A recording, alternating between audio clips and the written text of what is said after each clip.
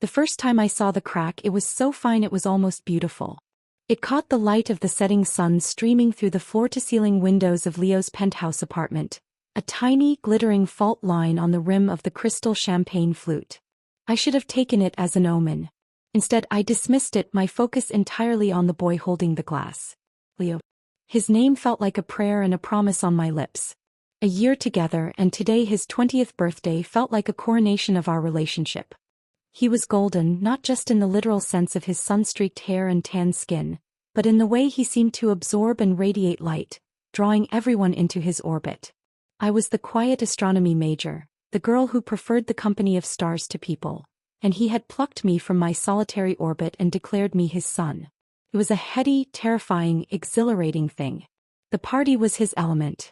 Music thrummed through the polished concrete floors, a bass beat that vibrated in my teeth. His friends from the business school, all sharp jawlines and designer watches, moved through the space with an easy familiarity I still hadn't mastered. I clung to the periphery, a satellite to his central star, nursing my own drink and trying to look like I belonged. And then there was Chloe. Chloe was Leo's old friend. They'd grown up together, their families vacationing in the same exclusive enclaves. She was a ballet dancer, all willowy limbs and a razor-sharp smile. She moved through the crowd not like a guest, but like a curator, her presence a constant, subtle rearrangement of the social ecosystem. And her favorite exhibit was Leo. I watched from across the room as she floated to his side. She didn't greet him, didn't ask for a drink. She simply reached out, her fingers brushing his as she took the champagne flute from his hand, the one with the cracked rim. "Thirsty," she said, her voice a silken thread meant only for him. And she drank, her eyes locked with his over the glittering rim. A cold knot tightened in my stomach. It was such a small thing, a shared drink. But it wasn't the act itself. It was the intimacy of it, the unspoken claim. It was the way Leo just smiled, a lazy, indulgent smile as if her audacity was a charming quirk. I forced my feet to move, crossing the room to slide my hand into Leo's. His fingers closed around mine, warm and familiar, and the knot loosened slightly. "Having fun?"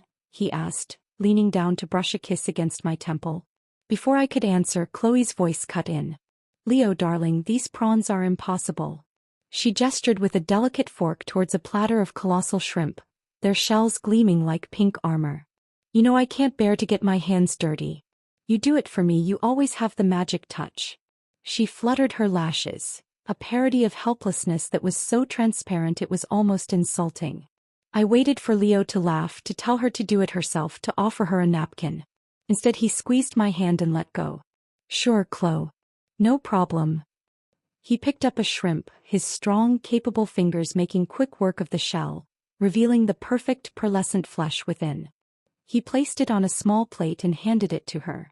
She beamed, popping it into her mouth with a murmur of delight that was far too sensual for a piece of seafood. "Thank you, Leo. You always take such good care of me." Her eyes flicked to me, a challenge glinting in their depths. They seemed to say, "I am the constant. You are the temporary guest." The rest of the evening unfolded in a series of these small paper-cut slights. Chloe needed a napkin. Chloe wanted to hear a specific song. Chloe was cold. And for each request, Leo was there, a willing acolyte. My protests died in my throat. If I said anything, I would be the jealous, insecure girlfriend, the one who couldn't handle his close, platonic friendship. So I swallowed my anger, letting it curdle into a hard, cold ball in my chest. The final straw came later as the night grew cooler and someone opened the terrace doors. A chill swept through the room. I saw Leo shiver slightly. "I got it," I said, eager to do something, anything to reassert my presence. I remembered the leather jacket I'd given him for his birthday just a week ago. It was a vintage A2 flight jacket I'd spent months hunting down and restoring. It had cost me a small fortune from my part-time job at the university library, but the look on his face when he'd opened it, a look of genuine boyish delight, had been worth every penny. I found it draped over the back of a chair in his bedroom.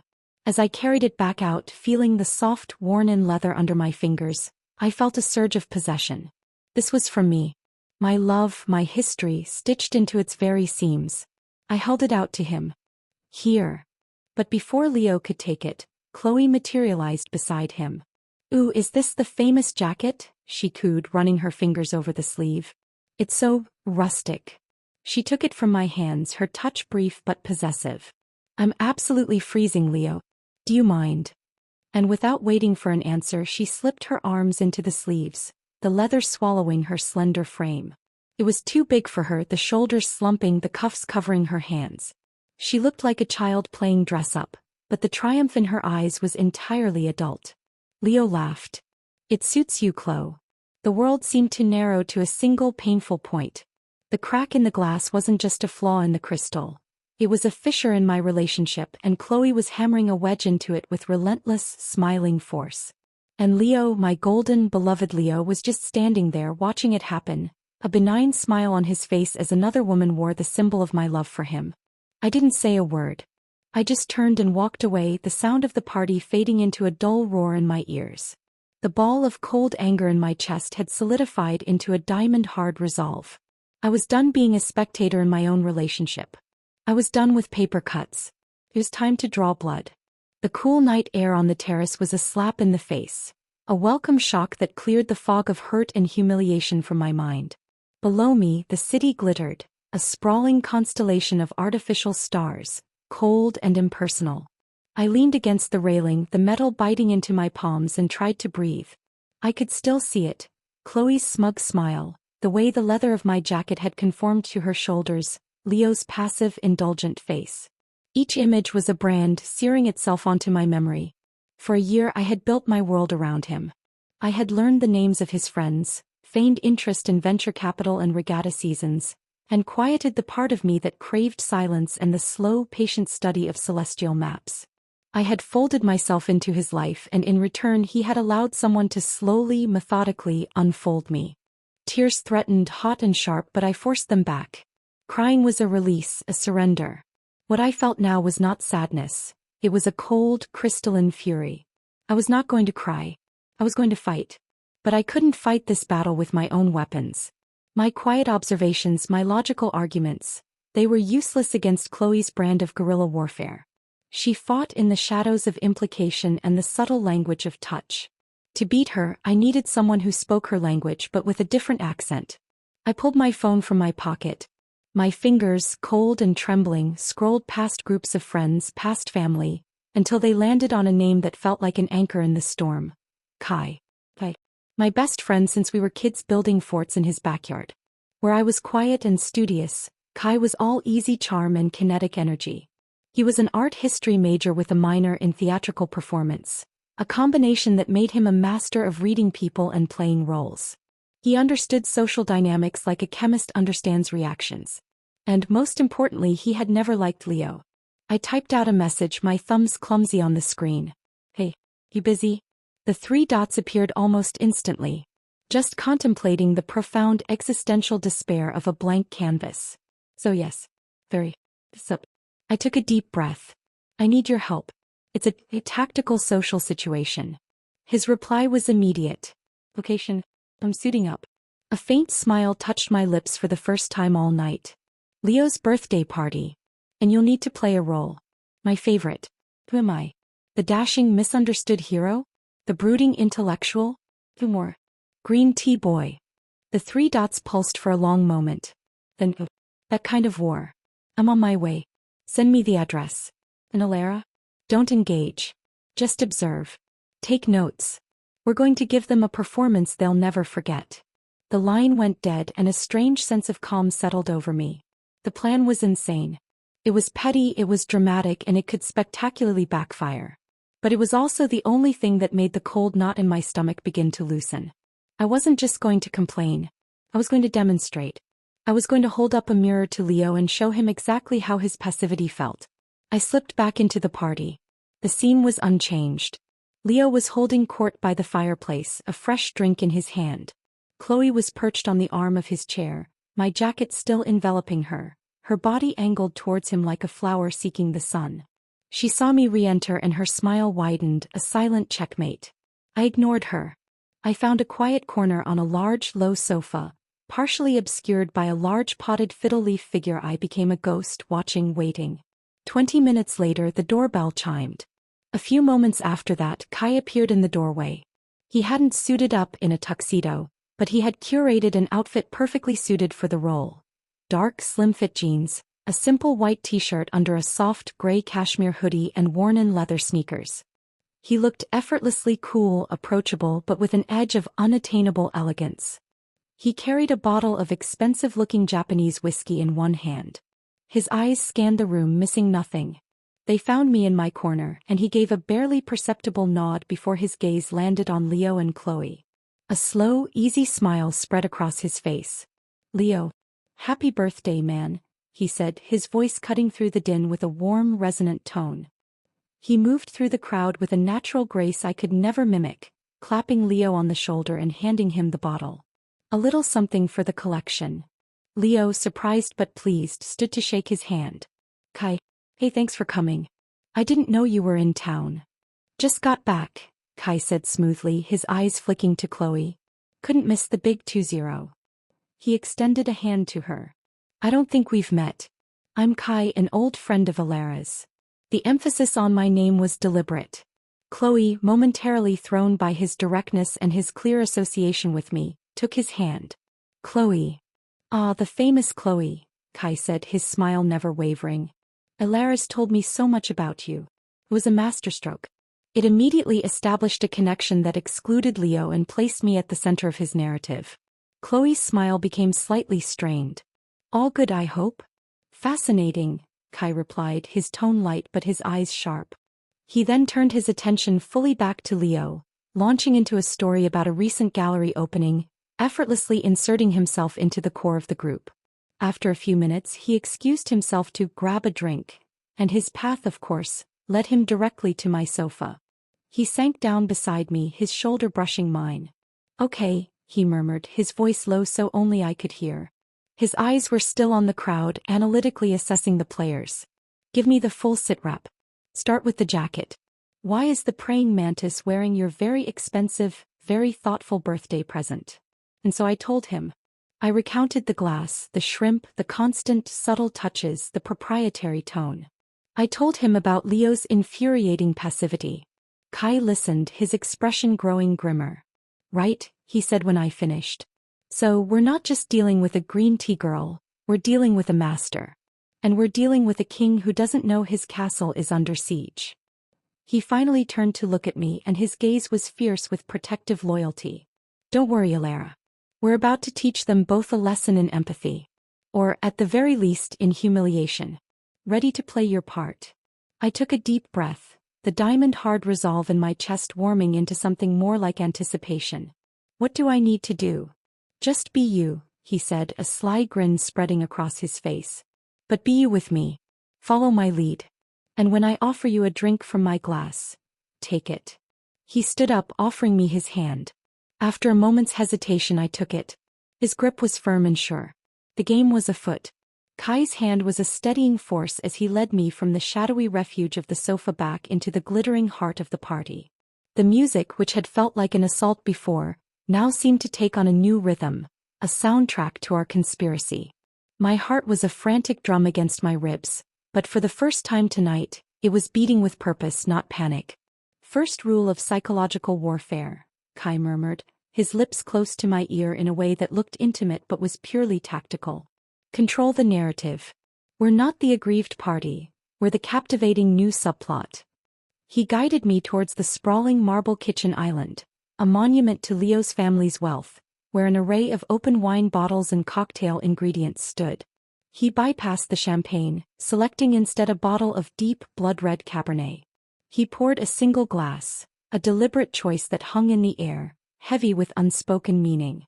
He turned, leaning his back against the counter, and sipped from the glass. His eyes scanned the room, a predator assessing the terrain. I stood beside him, my shoulder almost touching his arm, feeling the heat of his body through the soft cashmere of his hoodie. I tried to mimic his posture, to project a casual confidence I didn't feel. It didn't take long. Leo's gaze, which had been flitting between his friends, snagged on us. I saw the moment his brain registered the anomaly. Kai in his space. Kai standing too close to me. Kai exuding a calm ownership of the corner we occupied. A faint line appeared between Leo's brows. Kai noticed it too. A slow, secret smile touched his lips. "The king has noticed the jester in his court," he whispered. "And now the play begins." He lifted the wine glass to his lips, took a slow, appreciative sip, and then, his eyes holding mine with an intensity that made my breath catch, he offered it to me. "This is exceptional. You have to try it, Alara." His voice was pitched to carry just enough. My fingers trembled as I reached for the stem. The crystal was cool where his lips had been warm. The act felt monumental, a silent, screaming declaration. I took a sip, the wine rich and tannic on my tongue. "It's good," I managed, my voice barely a whisper. From across the room I saw Leo's jaw tighten. Chloe, sensing the shift in his attention, followed his gaze.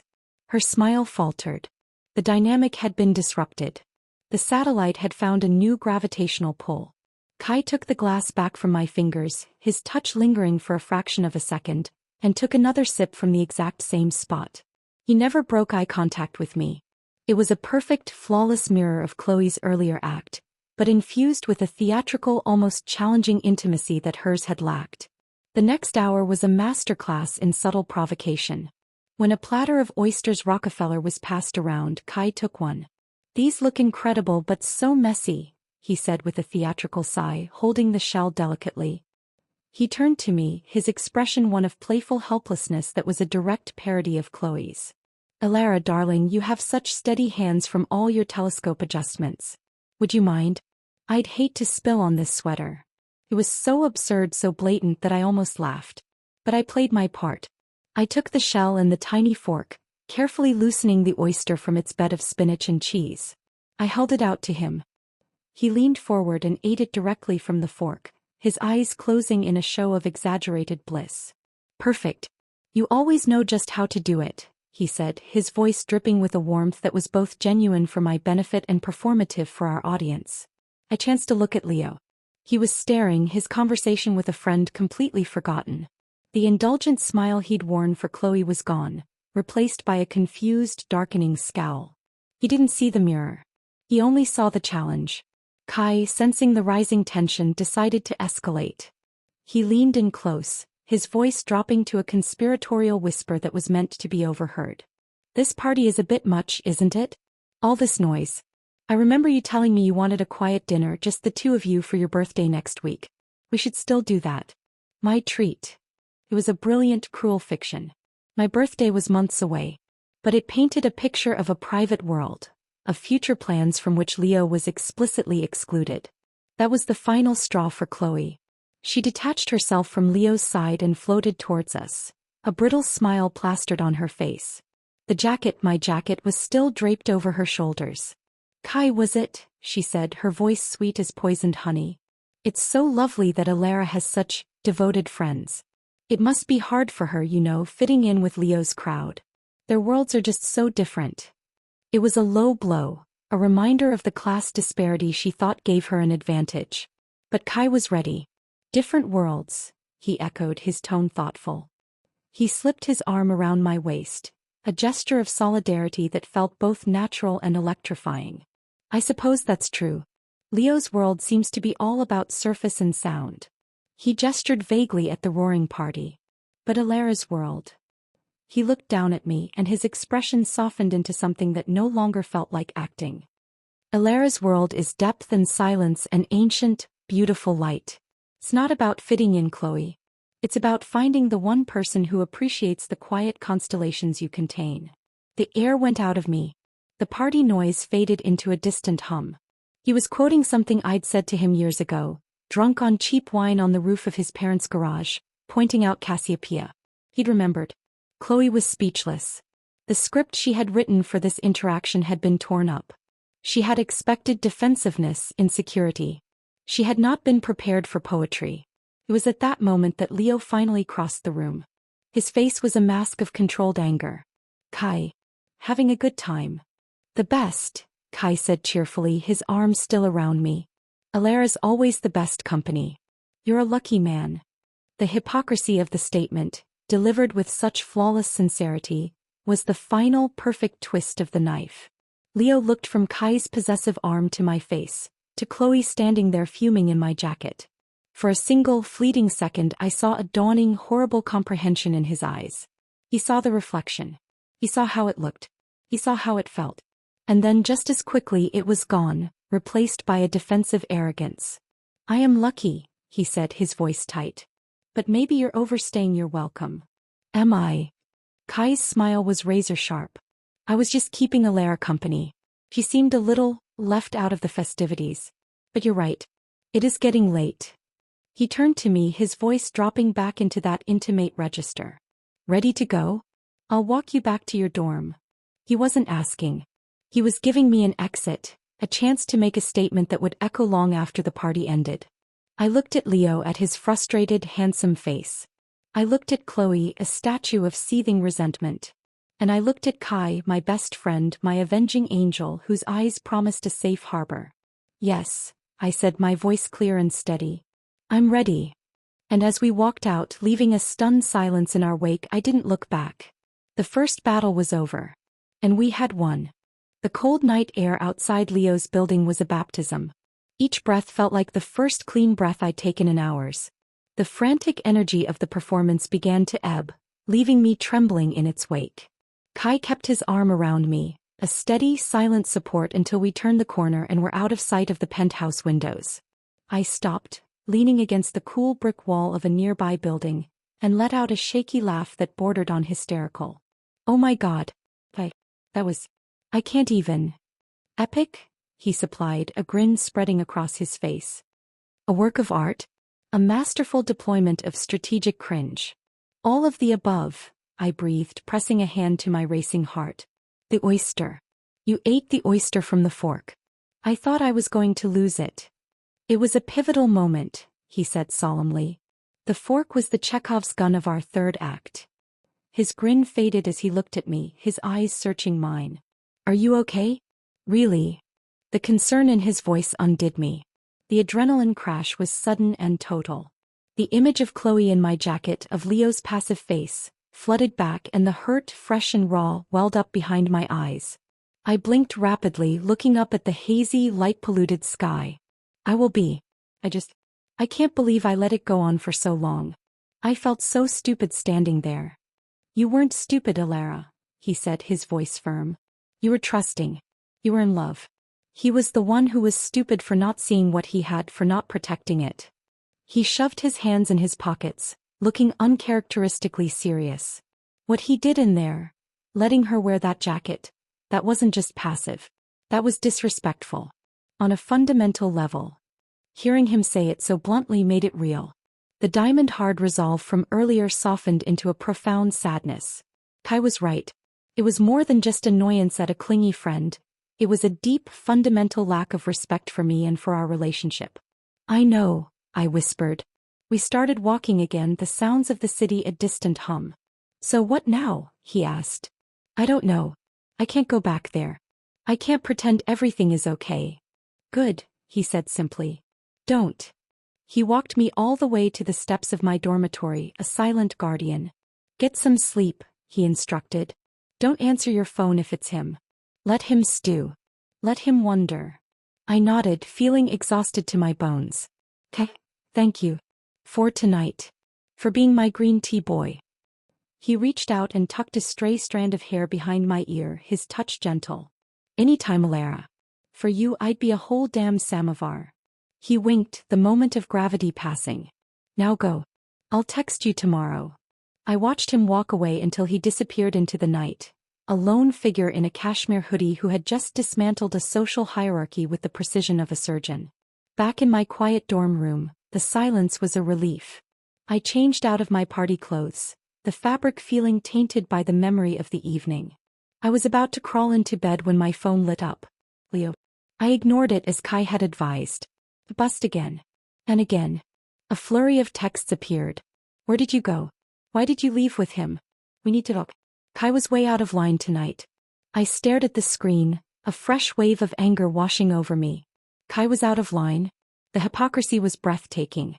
I put my phone on silent and buried it under a pillow, but sleep was a long time coming. The next day the fallout began.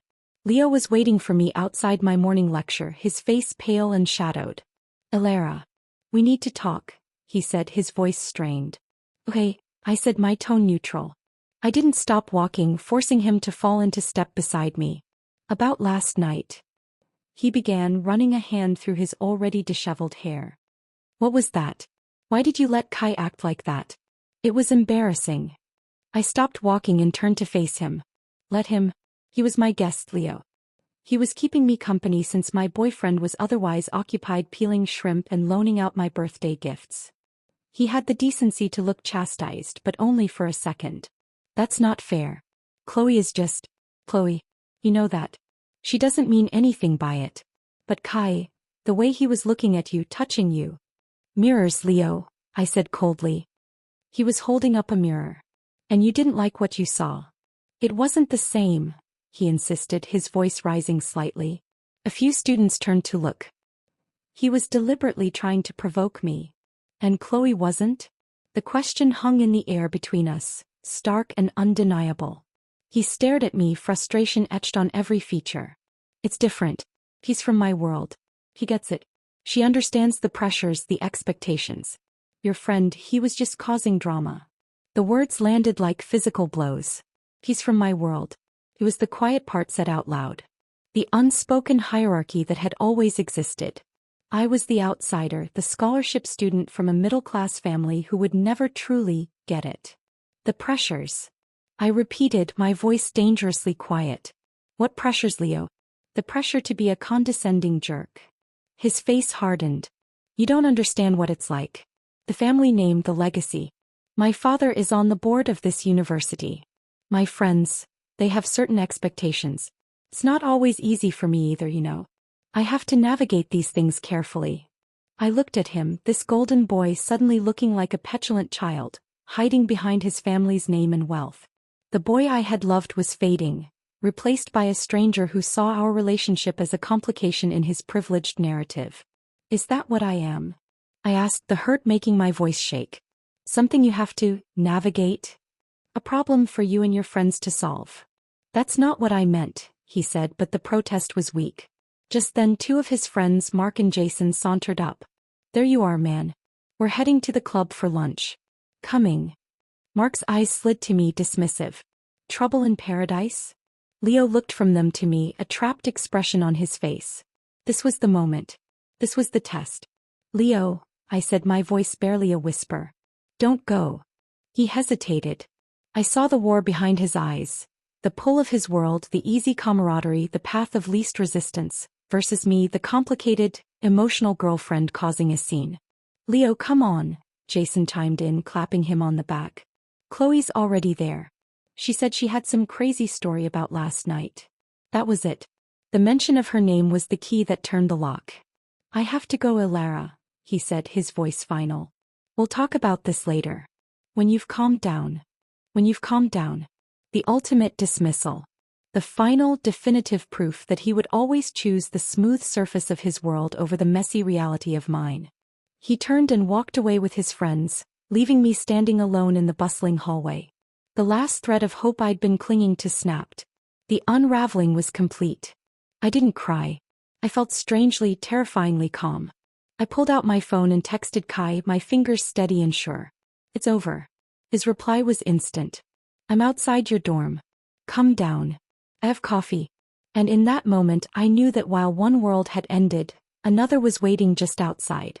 The coffee Kai handed me was scalding hot and bitter, exactly what I needed. I wrapped my hands around the cardboard cup, letting the heat seep into my cold fingers. We sat on a weathered wooden bench overlooking the university's main quad, watching students crisscross the paths, their lives blissfully unaware of the seismic shift that had just occurred in mine. I told him everything. The conversation with Leo, his friend's arrival, the casual mention of Chloe, and his final, devastating choice to go with them. He actually told me to calm down. I finished, the words tasting like ash. Kai didn't offer empty platitudes. He didn't tell me I was better off or that Leo was a jerk. He just listened, his presence a solid, comforting weight beside me. After a long silence, he said, You know, for a business major, he's terrible at cost-benefit analysis. I looked at him, confused. He just traded a universe for a single, boring solar system, he said, his gaze fixed on the distance. And he doesn't even know it. The metaphor, so perfectly tailored to me, unlocked something. A single hot tear escaped and traced a path down my cheek, followed by another. I didn't sob. I just sat there, silently weeping for the boy I thought I'd loved, for the future I'd imagined, for the humiliation and the pain. Kai shifted closer, his shoulder pressing against mine, a silent offer of support. He didn't try to hug me or stop the tears. He just let them fall, a quiet witness to my grief. The next few days passed in a blur of numbness. I went to my classes, I took notes, I came back to my dorm. I ignored the increasingly frantic texts and calls from Leo. The initial anger had burned out, leaving a hollow, weary ache. I was a ghost moving through my own life. Kai, however, refused to let me disappear. He became my anchor. He'd appear outside my lectures with a new kind of tea he thought I'd like. He dragged me to the art museum on campus, giving me an impassioned, hilarious commentary on the Baroque period that finally made me laugh for the first time in days. He showed up one evening with a telescope. "You've been looking down too much," he said simply. "Time to look up again." We drove out of the city, away from the light pollution, and set up the telescope in a quiet field. The sky was a vast, black canvas splattered with countless diamonds. As I focused the lens on Jupiter, its Galilean moons tiny, perfect pinpricks of light, I felt the tightness in my chest begin to ease. This was my world. This was real. The dramas of Leo and Chloe were insignificant against the cosmic scale. It puts things in perspective, doesn't it? Kai said softly, his voice barely a whisper in the immense quiet. "It does," I breathed. I looked away from the eyepiece and at him. He was watching me, not the sky, his face illuminated by starlight. In that moment something shifted. The careful, performative intimacy of the party felt distant, replaced by something quieter, deeper, and infinitely more real. The space between us seemed to crackle with a new, unspoken tension. I quickly looked back at Jupiter, my heart thumping strangely. "Thank you, Kai. For all of this." "Always," he said, and the word felt like a vow. A week after the breakup, the campus-wide email about the spring formal arrived. It was an event I'd previously dreaded, an obligatory display of being Leo Sterling's girlfriend. Now it felt like just another reminder. Kai found me scowling at the email on my laptop in the library. "What's with the face?" "Spring formal," I grumbled. "Just another thing to avoid." "Or," he said, leaning over my shoulder, his cheek dangerously close to mine, "it's a perfect opportunity." I swiveled in my chair to look at him. "For what?" "For a different kind of statement," he said, a familiar, mischievous glint in his eye. "You shouldn't be hiding, Alara. You should be seen. You should be seen having the time of your life. With someone who actually wants to be with you." My breath hitched. "What are you saying?" "I'm saying," he said, straightening up and offering me a formal, if slightly ridiculous, bow. "Kai Henderson, would you do me the honor of allowing me to be your excessively charming and handsome date to the spring formal?" I stared at him. "Go to the formal? The epicenter of Leo's social scene?" Kai. It was either the worst idea or the best idea I'd ever heard. "Kai, hey, people will talk. It'll be a spectacle." "Let them talk," he said, his grin widening. "And as for spectacles, I specialize in them. Come on. It'll be fun. We'll dance, we'll drink terrible punch, we'll show everyone that Alara is not broken. She's upgraded." I thought about Leo's pitying looks, Chloe's smug satisfaction if I stayed away. I thought about hiding in my dorm while they celebrated. And then I looked at Kai's open, hopeful face, his unwavering loyalty. "Okay," I said, a slow smile spreading across my own face. "Okay, let's do it." The night of the formal, I didn't wear a gown I thought Leo's mother would approve of. I wore a deep emerald green dress that made me feel powerful, that brought out the green in my hazel eyes. When I met Kai in the common room of his off-campus apartment, he let out a low whistle. "Wow," he said, his voice hushed. "Alara, you look upgraded." I supplied, feeling a flush of pleasure. "Beyond," he said, his eyes serious. He offered me his arm. "Shall we?" The formal was held in a grand ballroom, all chandeliers and swirling couples. We made an entrance. Heads turned as we walked in, Kai's hand resting possessively on the small of my back. I saw the whispers, the pointed looks, and then I saw them. Leo and his group, holding court at a prime table near the dance floor. Chloe was there, clinging to his arm, wearing a dress of icy blue that probably cost more than my semester's textbooks. Leo's eyes met mine across the room. They widened in shock, then darkened with something that looked like anger and a hurt. Good. Kai, flawless as ever, guided me to the dance floor as a slow song began to play. He took me in his arms, his grip sure and confident. "Don't look at them," he murmured, his breath warm against my ear. "Look at me." I did. I looked up into his familiar face, at the laughter lines around his eyes, at the earnestness that lay beneath the charm. As we swayed to the music, the rest of the world faded away. The staring faces, the past hurts, the uncertain future. There was only the music, the warmth of his hand on my back, and the steady, grounding beat of his heart. He leaned in, his forehead gently touching mine. "See," he whispered. "This isn't so bad." And in that moment, surrounded by the very world I had wanted to escape, held securely in the arms of my best friend, I realized he was right. It wasn't bad at all. It felt for the first time in a very long time like exactly where I was meant to be. The high from the formal lasted for days. The whispered stares that had once made me anxious now felt like a badge of honor. I walked through campus with my head held high, no longer Alara, Leo's ex, but Alara, the girl who had danced the night away with the captivating Kai Henderson and looked incandescently happy doing it. Leo, however, did not get the message. My silence, my very public appearance with Kai, had apparently not been the clear, definitive ending I intended. His texts evolved from frustrated demands to talk into long, rambling apologies. "Lara, I'm so sorry. I was an idiot. I took you for granted. Chloe means nothing to me. You have to believe that. I can't stop thinking about you. Seeing you with him, it's killing me." I deleted them without replying. The hollow ache was gone, replaced by a firm resolve.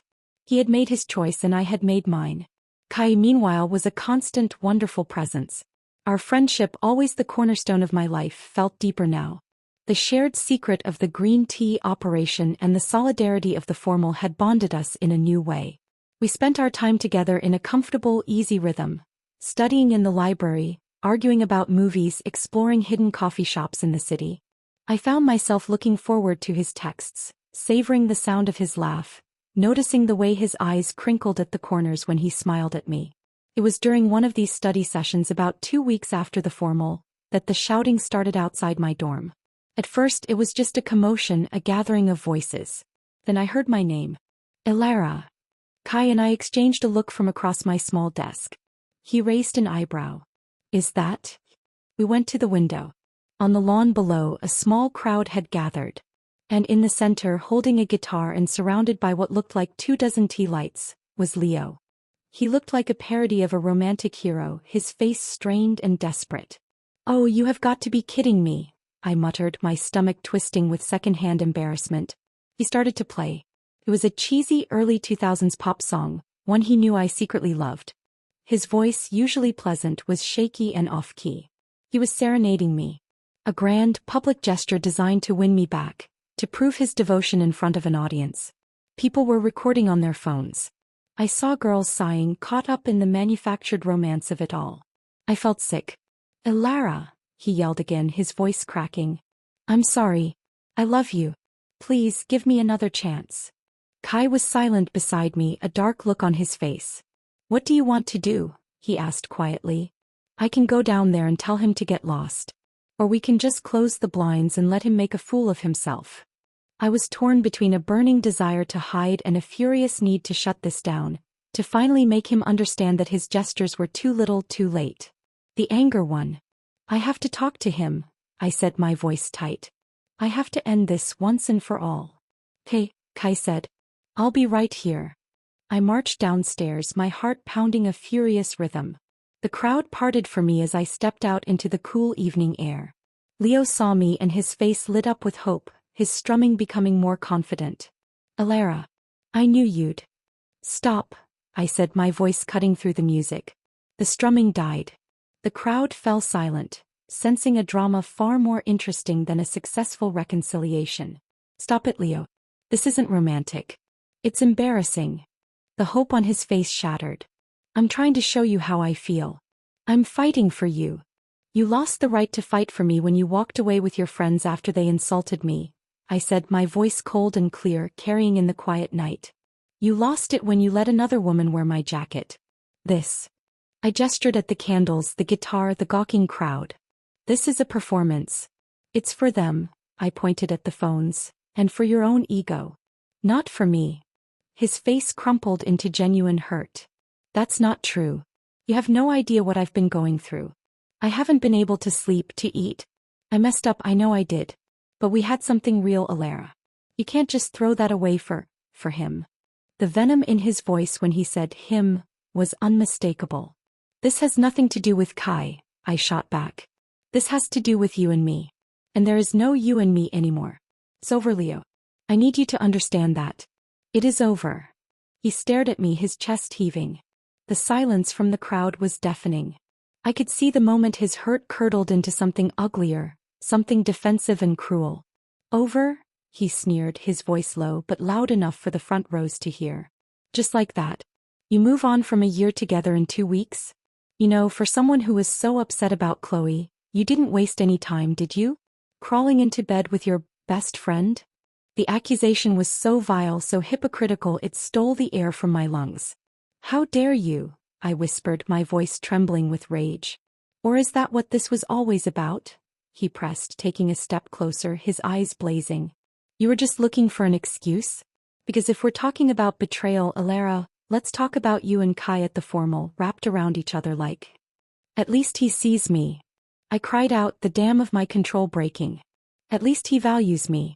He would never ever stand by and let someone disrespect me the way you did. He would never choose his friends over me. He would never make me feel like an outsider in my own relationship. The truth of my words hung in the air, stark and undeniable. Leo flinched as if I'd struck him.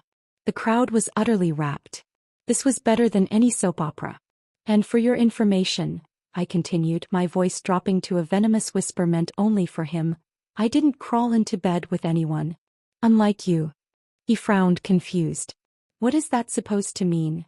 The words were out before I could stop them, fueled by a pain and anger I hadn't even known I was still carrying. It means that while you were so quick to accuse me, you seem to have a very short memory. The night of your party. After I left. Where did you end up, Leo? Whose bed did you crawl into after your big fight with your complicated girlfriend? The color drained from his face. He took a step back. I don't know what you're talking about. But his eyes told a different story. They were wide with panic and guilt. He knew. He knew exactly what I was talking about. A voice from the crowd, one of his so-called friends, Mark, laughed drunkenly. Oh shit man, she knows about you and Chloe. The confirmation, public and brutal, was the final shattering. The last vestige of the boy I'd loved evaporated, leaving behind a pathetic, cheating liar. I looked at Leo, at his ashen, horrified face, and I felt nothing. No anger, no hurt. Just a vast, empty disgust. Don't ever contact me again, I said, my voice flat and final. I turned my back on him, on the candles, on the gaping crowd, and walked back into my dorm. The door swung shut behind me, muffling the sounds of the unraveling spectacle outside. Kai was waiting at the bottom of the stairs. He didn't say a word. He just opened his arms and I walked into them, burying my face in his chest, finally letting the tremors take over. He held me tightly, his chin resting on top of my head. It's over, I whispered into his sweater. I know, he said softly, his hand stroking my back. It's really over now. And as I stood there, safe in the circle of his arms, the last shattered pieces of my old life settled. And in the quiet that followed, I began to wonder what it would be like to build something new. In the days that followed Leo's disastrous serenade, a strange peace settled over me. The public nature of the confrontation, the brutal revelation of his betrayal with Chloe, had scorched the earth between us. There was no more ambiguity, no room for second-guessing or wistful nostalgia. The bridge was not just burned, it was vaporized. Leo became a ghost on campus. I'd catch glimpses of him sometimes, his shoulders hunched, usually alone. The golden aura had utterly vanished. The story of the serenade and the subsequent exposure of his infidelity had spread like wildfire, and the court of public opinion, fickle as it was, had largely ruled in my favor. He was now the hypocrite, the cheater, the guy who had it all and threw it away for a manipulative friend. Chloe, too, seemed to have retreated from public view. I didn't care. They were part of a closed chapter, their karma already in motion. My world had shrunk and focused, its new center of gravity firmly fixed on Kai. Our friendship, always my sanctuary, now felt like the foundation of everything. We fell into a new, effortless intimacy. Study sessions bled into late-night conversations. A shared look across a room could convey an entire paragraph. The memory of his arms around me after the serenade was a touchstone I returned to often, a feeling of safety and rightness that was becoming addictive. The semester was drawing to a close, and with it Kai's graduation. The air was thick with the bittersweet energy of endings and new beginnings. He was going to stay in the city for grad school, pursuing his master's in art conservation, while I had 2 more years of my astrophysics degree. The future, which had once seemed a lonely, uncertain path, now felt exciting because he would be in it. The night of his graduation prom, he showed up at my dorm door holding a single stunning peony, its deep pink petals soft as velvet. "For my best girl," he said, his smile softer than usual, less performative. The prom was a whirl of laughter and music, but it felt different from the spring formal. That had been an act of war. This was a celebration.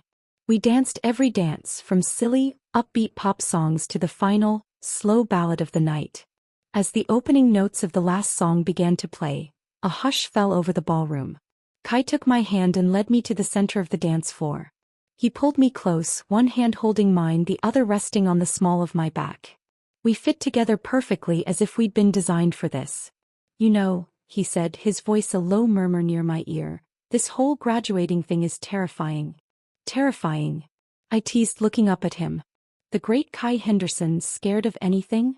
"Terrified of change," he clarified, his eyes serious. "Terrified that this, might change." My breath caught. "What is this, Kai?" He was silent for a moment, swaying us gently to the music. The world narrowed to the space between our bodies, to the feel of his heartbeat against mine. "I've been in love with you since we were 16, he said quietly. The music, the crowd, the very air around us seemed to still. Time stopped. I stared at him, my mind reeling. It wasn't a grand declaration. It was a simple, devastating statement of fact, offered up like a secret he'd been holding for safekeeping. "What?" I breathed, my voice barely audible. He gave a small, self-deprecating smile. "The day you tried to explain the theory of relativity to me using gummy bears. You were so passionate, so bright, and I was just gone. I knew then. I've known ever since." 1,000 memories reassembled themselves in my mind through this new, startling lens. His unwavering loyalty. The way he'd always been there, through every heartbreak, every triumph. The look in his eyes at the formal. The ferocity of his protection at Leo's party. It hadn't just been friendship. It had been love. All this time. "Why didn't you ever say anything?" I asked, my heart hammering against my ribs. "Because you were my best friend," he said, his thumb stroking the back of my hand. "And that was the most important thing. I was so scared of losing you. And then you met Leo and you were so happy, or I thought you were." He swallowed. "So I buried it. I was the best friend. I was what you needed me to be." Tears pricked at my eyes. All those years. He had loved me in silence, standing on the sidelines, cheering me on even when it broke his heart. "The party," I began, "was the hardest and easiest thing I've ever done," he admitted. "It was agony to see how he was treating you. But getting to be close to you even under those circumstances, it was a gift. And these last few weeks, Elara, they've been the best of my life." The song was drawing to a close. He looked down at me, his expression open, vulnerable, and full of a hope so raw it made my chest ache. "I'm not telling you this to pressure you," he said softly. "I'm telling you because I'm graduating and life is too short for secrets. I'm telling you so you know that whatever you want this to be, I'm in. As your best friend or as something more. I just need to be in your world." The music faded and the spell was broken. The crowd around us erupted into applause and cheers. But we just stood there holding each other, lost in the immensity of the moment. I didn't know what to say. My feelings were a tangled knot of shock, wonder, and a dawning, terrifying joy. So I didn't say anything. I just reached up, cupped his face in my hands, and stood on my toes to gently press my lips to his. It wasn't a dramatic, passionate kiss. It was a question. An answer. A promise. He froze for a second and then he was kissing me back, his arms tightening around me, his response a silent, fervent prayer of gratitude. It felt like coming home. It felt like the first true real thing in a year of illusions. When we finally broke apart, the ballroom was emptying around us. He rested his forehead against mine, his eyes closed, a blissful smile on his face. "So," he whispered. "That happened." I laughed, a watery, joyful sound. "That happened. Does this mean I get to upgrade my title?" he asked, opening his eyes. They were shining. From best friend and designated green tea boy. Maybe boyfriend? I looked at this boy, this man who knew every part of me, the quiet, the fierce, the hurt, the joyful, and had loved me through all of it. The path forward was no longer uncertain. It was brilliantly, beautifully clear. "I think," I said, linking my fingers with his, "that sounds like a very good upgrade." The summer after Kai's graduation unfolded like a dream.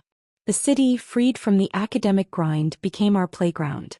We explored hidden parks, spent lazy afternoons in art house cinemas, and had picnics on the roof of his new apartment building, charting the slow, steady march of the summer constellations. Being with Kai was as natural as breathing. The transition from best friends to lovers was seamless, built on a foundation of years of trust and understanding. We had our own language, our own history, and now we had our own future. The shadow of Leo and Chloe had receded so completely they felt like characters from a bad novel I'd read long ago. I was genuinely, profoundly happy. That happiness was tempered only by one lingering piece of unfinished business. The revelation that Leo had slept with Chloe the very night of his birthday party, after our fight, after his passive acceptance of her behavior, was a stain that went beyond personal betrayal. It was a testament to his character or lack thereof. And the fact that he was still here on a prestigious scholarship, while leveraging his family's name and influence, felt like an injustice that needed rectifying. Not for revenge but for accountability. I sat down at my laptop one rainy afternoon, with Kai reading quietly on the sofa beside me. "What are you doing?" he asked, seeing the determined look on my face. "Closing a loop," I said. I composed a careful, factual, and unemotional email to the university's Office of Student Ethics and Conduct.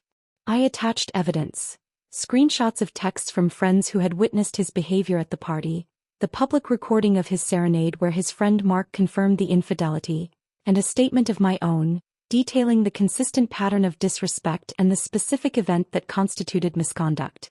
I didn't frame it as a jilted lover's rant. I framed it as a report of behavior unbefitting a scholarship holder who was meant to represent the university's values.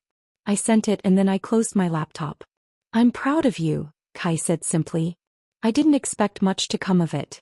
I assumed his family's influence would bury it. But I had done my part. I had spoken my truth to the powers that be, and that in itself was a form of closure. Weeks passed. The new semester began, my third year, Kai's first as a grad student. We were walking across campus hand in hand when we saw the notice pinned to the business school's bulletin board. It was a list of students who had been awarded the prestigious Sterling Fellowship for that academic year. Leo's name was conspicuously absent. A nearby group of business students were gossiping in hushed, excited tones. "Pulled the scholarship completely," one of them said. "Heard the conduct board had an anonymous tip with ironclad evidence. Something about moral turpitude." Kai squeezed my hand. We exchanged a look but said nothing.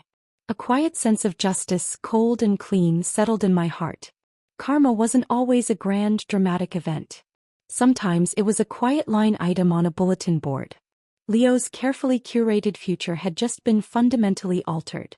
The legacy he was so obsessed with had been tarnished by his own actions. The second wave of karma, however, was anything but quiet. It happened a few days later. I was in the library when my phone buzzed with a message from a number I didn't recognize. It was a link to a campus gossip forum. Curious, I clicked it. The headline was in all caps: "Saucitella Scandal. Leavenworth heiress in bed with best friend's boyfriend?" My blood ran cold. I scrolled down. There, in grainy but unmistakable detail, were screenshots from a private social media group, the kind used by the ultra-wealthy, invite-only crowd. They were messages between Chloe and Monkey, Leo's hulking, perpetually smirking friend. The timestamps were damning. They stretched back months, long before Leo's birthday party. The messages were explicit, detailing secret rendezvous, mocking Leo's obliviousness and planning their next hookup. The leak was anonymous but thorough. It included photos of them together, clearly intimate, taken in what looked like Monkey's fraternity house. The forum was in an uproar. Chloe, the pristine ballet dancer from the Wright family, was exposed as a serial cheater. Monkey was painted as a traitor. And Leo was the ultimate punchline. The king who had been cuckolded in his own court by his queen and his own knight. His public humiliation was now absolute and complete. I sat back in my chair stunned. This wasn't my doing. This was karma operating with a brutal, poetic flair. Leo had chosen his world, and that world, with its ruthless social hierarchies and casual betrayals, had devoured him. I found Kai in the art history wing and showed him my phone. He let out a low whistle. Well, he said, a grim smile on his face. The universe has a hell of a sense of narrative symmetry, doesn't it? That evening we were curled up on his sofa, the city lights twinkling outside his window. The events of the day swirled in my mind. The quiet justice of the revoked scholarship, the spectacular implosion of Leo and Chloe's social standing. A cycle had ended.